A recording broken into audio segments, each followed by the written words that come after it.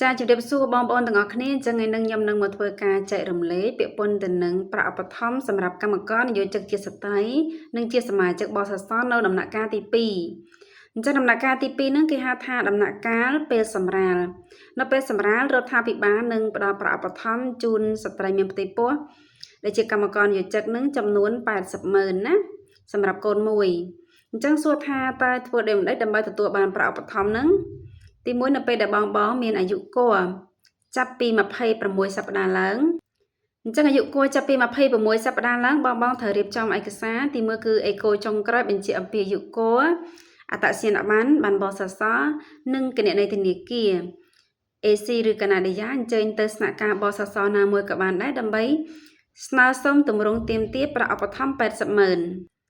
អញ្ចឹងនៅពេលដែលបានទម្រង់ទាមទារប្រាក់ឧបត្ថម្ភ80,000ហើយនៅពេលបងអញ្ជើញទៅសម្រាលនៅមន្ទីរពេទ្យរបស់រដ្ឋត្រូវកាន់ទៅជាមួយណា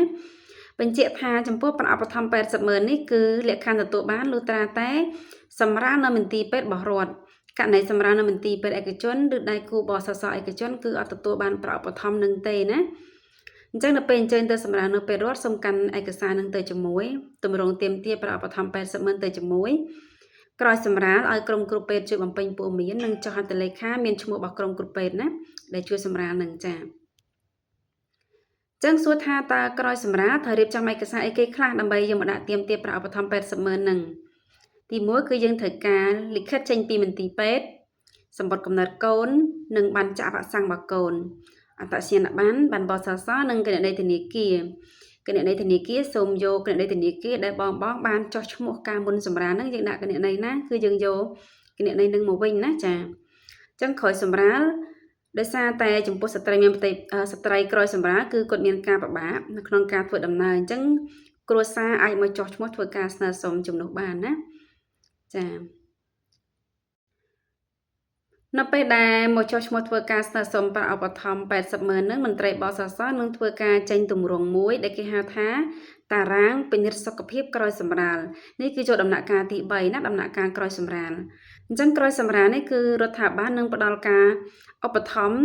សម្រាប់ការពិនិត្យសុខភាពម្ដាយ2ដងនិងចាក់វ៉ាក់សាំងកូន8ដងទាំងអស់10ដងម្ដង80,000អញ្ចឹងលក្ខខណ្ឌទទួលបានលុះត្រាតែអញ្ជើញទៅពិនិត្យសុខភាពនៅពេទ្យរដ្ឋនិងចាក់វ៉ាក់សាំងកូននៅពេទ្យរដ្ឋដូចគ្នាណាចាសូមបញ្ជាក់បន្តិចថាបន្ទាប់ពីធ្វើការដាក់ឯកសារទាមទារប្រាក់ឧបត្ថម្ភ80,000គឺ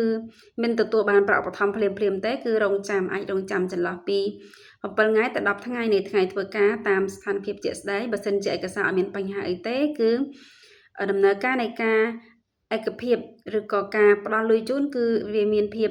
លឿនជាងករណីដែលឯកសារអត់គ្រប់ចា៎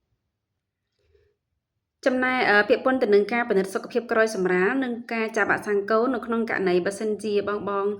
ទៅពិនិត្យសុខភាពក្រោយសម្រាលនិងចាក់វ៉ាក់សាំងកូនលើសពី1សប្តាហ៍ឬក៏លើសពី10ថ្ងៃនៃថ្ងៃធ្វើការមិនឃើញលុយចូលគឺអាចយកឯកសារបញ្ជាក់អំពីការពិនិត្យសុខភាពនិងចាក់វ៉ាក់សាំងកូនអញ្ជើញទៅស្នាក់ការបសណាក៏បានដែរដើម្បីធ្វើការដាក់បណ្ដឹងការដាក់បណ្ដឹងនឹងមានន័យថាការស្នើឲ្យមន្ត្រីបសសធ្វើការបញ្ចូលជូនសារជាថ្មីចា៎ចាសសូមអរគុណការចែករំលែកនៅក្នុងវីដេអូនេះគឺមានតែប៉ុណ្្នឹងទេជួបគ្នាជាមួយនឹងវីដេអូក្រោយចាសសូមអរគុណ